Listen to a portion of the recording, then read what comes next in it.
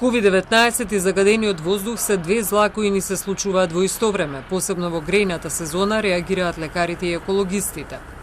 Без оглед на промената на функционирање на сите институции поради пандемијата, мерките за аерозагадување мора да се спроведуваат координирано во сите сектори, смета професор Ѓорѓев. Нивото на загадување малку е намалено, ефектите се слични. Ние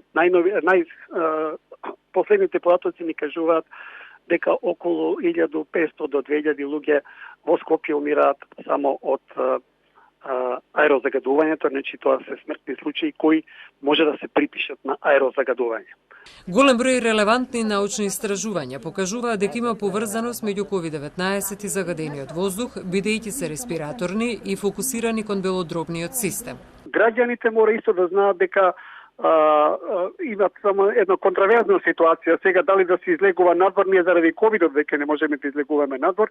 Ако мора да се излегува, маските во однос на ковидот не се истите кои што ќе не спасат и од аерозагадувањето. Значи дополнителна рестрикција во движењето ќе мора да имаме заради аерозагадувањето, посебно овие смог деновите. Сега во вакви денови кога е сончево и со ветер, можеби има мала порелаксирана состојба.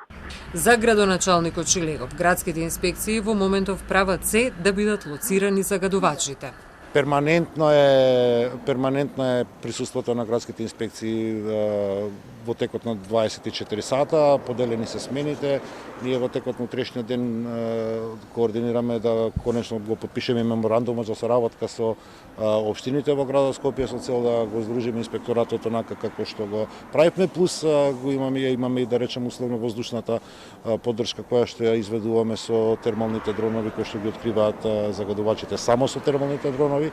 До сега имаме лоцирано и санкционирано повеќе од 23 прекршители кои што палеле огид на отворена, кои што во овој период и тоа како се одразува на квалитетот на воздухот. Според професор Ѓорѓев, граѓаните посебно во овој период треба да бидат свесни за својата улога во загадувањето, имајќи ги предвид сите нешта со кои би можело истото да се намали.